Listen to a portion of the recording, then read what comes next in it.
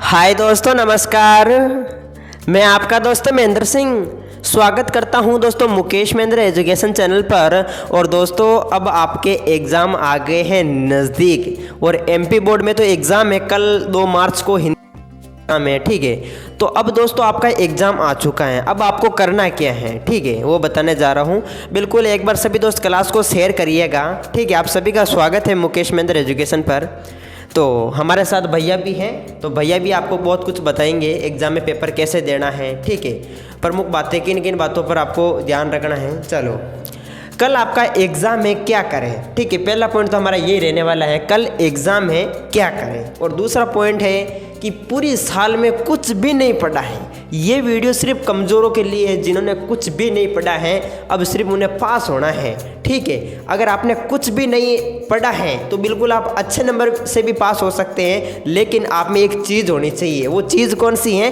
Positivity. यानी आप में, यानी आपकी सोच पॉजिटिव है तो बिल्कुल दोस्तों अगर आपने कुछ भी नहीं पढ़ा है फिर भी आप अच्छे नंबर से पास होंगे, ठीक है। और जिन्होंने अच्छी मेहनत की है वो तो मेरिट में आएंगे दोस्तों, बिल्कुल 100%, ठीक है। और अब पछताना नहीं है दोस्तों। अब पछताए होते क्या जब चिड़िया चुग गई खेत, ठीक है। पछताने से कोई लाभ नहीं है, ठीक है। अब आपके पास समय बहुत कम बचा है। एमपी बोर्ड में कल एग्जाम है तो दोस्तों तैयारी आपको, यानी कि अब तैयारी अब कहाँ करें तैयारी, समय तो बहुत कम बचा है, कल ही तो एग्जाम है। तो अब करना क्या है, ठीक है। आपने पूरे साल के अंदर कुछ न तो कुछ पढ़ा होगा दोस्तों, कुछ भी याद होगा, ठीक है। अपने मन से करने सभी प्रश्न उत्तर दोस्तों, ठीक है। और भैया कुछ कहना चाहेंगे? देखो दोस्तों, जिसने बिल्कुल ही किताबें को छेड़ी नहीं है, थोड़ा बहुत भी नहीं पढ़ा है, उसको क्या करना देखो। क्योंकि जिसने पढ़ा है वो तो आराम से, वो महेंद्र जी थोड़ा वो बता भी देंगे भाई कैसे क्या करना पेपर। बाकी मैं बता दूँ जो जिसने बिल्कुल ही पढ़ाई नहीं की उसको क्या करना है। सबसे पहले क्या करना है महेंद्र जी, जिसने बिल्कुल ही नहीं पढ़ा है उसको घबराना नहीं है, सबसे पहली बात तो ये है। यानी पेपर को देखते ही आपको घबराना नहीं है दोस्तों, ठीक है। जो क्वेश्चन आपको आ रहे हैं वो सबसे, जो थोड़ा बहुत आ रहे हैं उसको सबसे पहले कर लो।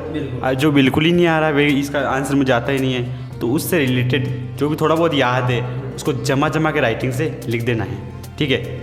ऐसा नहीं जो फालतू बातें लिखे, उस पर्सन से रिलेटेड कुछ भी लिखोगे, लेकिन जितना वो जो पूछ रहा है। मैं उदाहरण देना चाहूँगा, जैसे आपके जिनके इतिहास सब्जेक्ट है उनको तो पता होगा, पहला चैप्टर है ईंटें मनके तथा अस्थियाँ, ठीक है। मान लीजिए इतिहास के अंदर ईंटें मनके तथा अस्थियाँ, इनमें से कोई एक पर्सन आ गया, जैसे हड़प्पा सभ्यता में जल निकास प्रणाली पर टिप्पणी लिखेगा, ठीक है, या फिर हड़प्पाई वाट पर टिप्पणी लिखेगा। पर्सन अगर ऐसे आ गया, अब आपको पता ही नहीं है कि हड़प्पाई वाट क्या है, इस पर किस प्रकार से हम लिखे, तो दोस्तों पार्ट से रिलेटेड जो भी फैक्ट आ रहे हैं आपको इस लिख देना है। हाँ, इस पार्ट से संबंधित आपको कोई भी याद है, जैसे हड़प्पाई वाट पर टिप्पणी लिखो तो पर्सन आ गया, तो अब ये आपको याद ही नहीं है, तो आप दोस्तों इससे संबंधित लिख सकते हैं, जैसे हड़प्पा सभ्यता की खोज कब हुई, ठीक है, इसके खोजकर्ता कौन है, किसके नेतृत्व में खोज हुई थी, किस नदी के किनारे हैं, ये लिख देंगे तो भी आपको, अगर पर्सन 4 नंबर का होगा तो बिल्कुल आपको 3 नंबर तो मिल ही जाएंगे अगर उससे संबंधित लिखा है तो। एक बात है, पर्सन नहीं छोड़ना, सबसे इंपॉर्टेंट बात तो है पर्सन नहीं छोड़ना। कोई भी पर्सन खाली नहीं छोड़ना है, सभी पर्सन करने अनिवार्य है, ठीक है। आप सभी पर्सन करेंगे तभी पास होंगे। बाकी आपने खाली छोड़ दिया पर्सन तो जो एग्जाम कॉपी चेक करने वाला वो नंबर कैसे देगा आपको, ठीक है। जो बिल्कुल कमज़ोर है वो सभी पर्सन करे सही तरीके से आंसर लिखे जमा के, ठीक है। जो भाई इंटेलिजेंट, जिसने बढ़िया पूरी साल बढ़िया मेहनत की जम के, उसको जो कॉपी लिखने का तरीका वो महेंद्र जी बताएंगे भाई कैसे क्या करनी है कॉपी। हाँ बिल्कुल बिल्कुल ज़रूर बताएंगे, उसके लिए वीडियो भी अलग से लाएंगे, ठीक है। वैसे इस वीडियो में मैं बता ही दूंगा। चलो तो देखिएगा, सबसे पहले कल आपका एग्ज़ाम में क्या करें और पूरी साल में कुछ नहीं पढ़ा उनके लिए बताता हूँ मैं सबसे पहले, ठीक है। तो सबसे पहले मैं एक ही बात कहना चाहूँगा दोस्तों, बिल्कुल भी आपको घबराना नहीं है, ठीक है। पेपर बिल्कुल रिलैक्स होकर दो दोस्तों, बिल्कुल भी घबराना नहीं है। और आपके अंदर एक सोच है, पॉजिटिव सोच है। आप ऐसे सोचो कि मैंने पूरी साल में कुछ नहीं पढ़ा है, कुछ भी नहीं पढ़ा है, और जो मेरे भाई बहन जो भी मेरे साथ पढ़ते हैं उन्होंने पूरी साथ मेहनत की है, पूरी साल मेहनत की है, तो मैं उसके बराबर नंबर लेके आ जाऊँगा। ये सोच रखो दोस्तों, पॉजिटिव सोच, ठीक है। नेगेटिविटी नहीं आनी चाहिए मन में। अगर आप में पॉजिटिव सोच है दोस्तों तो बिल्कुल फिर भी आप, अगर आपको कुछ भी नहीं आता है तो फिर भी आप अच्छे नंबर लाएंगे। कैसे? देखिएगा, सबसे पहली बात, आपने पेपर, आपके सामने पेपर आया, ठीक है। प्रमुख जैसे क्वेश्चन होंगे 30-35 प्रकार से क्वेश्चन होंगे।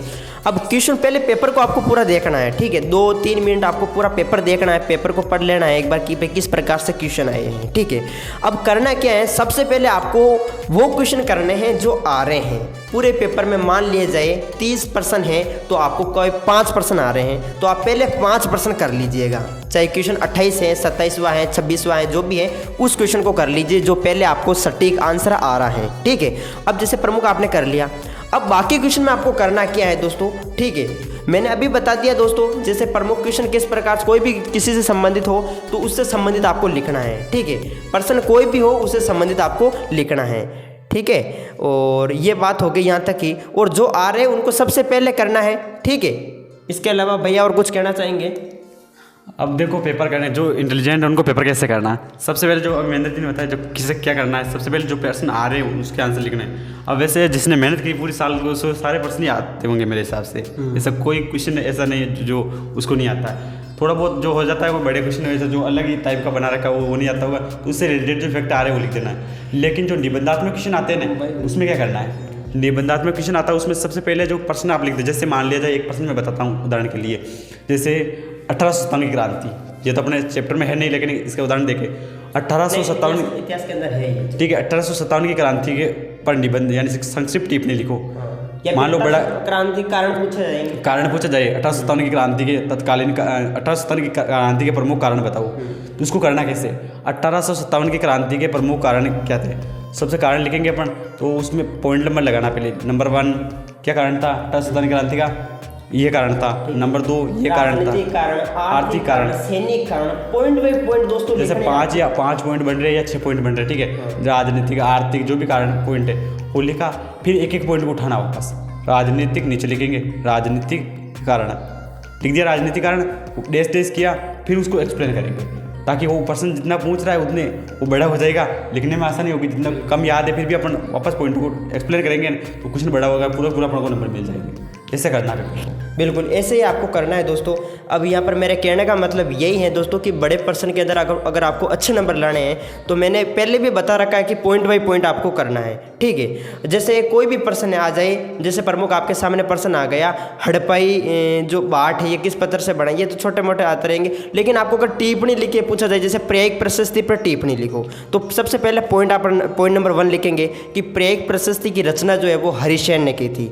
दूसरा पॉइंट आप लिखेंगे कि प्रेयक प्रशस्ति की रचना हरिसेन ने की थी जो कि समुद्रगुप्त का दरबारी कवि था। ठीक है, जो हरिसेन कौन था, तो समुद्रगुप्त का दरबारी कवि था। तीसरा पॉइंट आप लिखेंगे प्रेयक प्रशस्ति की रचना संस्कृत भाषा में की थी। चौथा पॉइंट आप लिखेंगे प्रेयक प्रशस्ति को इलाहाबाद प्रशस्ति के नाम से भी जाना जाता है। तो इस प्रकार से मेरे कहने का मतलब आप समझ रहे होंगे, पॉइंट बाय पॉइंट बनाते हुए आपको एग्जाम में लिखना है दोस्तों। ठीक है, लगातार आपको नहीं लिखना है दोस्तों, पॉइंट बाय पॉइंट, ताकि एग्जामिनर देखो क्वेश्चन को पढ़ते ही दोस्तों अगर उत्तर इनके पॉइंट बाय पॉइंट दे रखे हैं तो बिल्कुल आपको पूरे नंबर देगा। ठीक है, तो यही है कहना चाहूँगा दोस्तों। और बाकी देखो पेपर आपका कल है तो आपको घबराना बिल्कुल भी नहीं है। ठीक है, और बिल्कुल ऐसे सोचना है कि भाई मुझे सब कुछ आ रहे हैं, क्वेश्चन नहीं आ रहे हैं फिर भी आपको सोचना है कि मुझे सब कुछ आ रहे हैं, और बिल्कुल अच्छी राइटिंग में, सुंदर राइटिंग में प्रश्न एक भी नहीं छोड़ना है। अच्छे नंबरों से आपको यानी सभी क्वेश्चन आपको करने अनिवार्य हैं। पेपर में भी दे रखा है कि सभी क्वेश्चन करने अनिवार्य हैं, तो सभी प्रश्न आपको करने हैं, एक भी क्वेश्चन नहीं छोड़ना है। अगर आपने बाई चांस क्वेश्चन छोड़ दिया, कोई भी क्वेश्चन छोड़ दिया तो उस क्वेश्चन के तो बिल्कुल आपको नंबर मिलेंगे ही नहीं। ठीक है, अगर आपने उसी क्वेश्चन से संबंधित कोई भी आपने प्रश्न उत्तर लिखा है, अगर क्वेश्चन 4 नंबर का होगा तो कोई बात नहीं, आपने गलत जो भी है आपने उस चैप्टर से संबंधित लिखा है तो आपको 2 या 1.5 नंबर तो मिल ही जाएगा। अगर आपने उसको छोड़ दिया तो फिर आपको क्या नंबर मिलेगा। ठीक है, तो ये आप सोच सकते हैं दोस्तों, प्रश्न आपको एक ही नहीं छोड़ना है, पेपर आपको अच्छा देना है। ठीक है, तो बिल्कुल सभी को ऑल द बेस्ट। अच्छी यानी कि आप अब देखिए कल आपका एग्जाम है तो अब क्या करना है, आपको जो पहले पढ़ा है उसी को पढ़ के जाना है दोस्तों, कोई नई चीज आपको याद नहीं करनी है। ठीक है, जो पहले पढ़ा है उसी को दोहरा के जाना है। ठीक है, तो पेपर अच्छे से दीजिएगा। सभी को ऑल द बेस्ट। जय हिंद, जय भारत।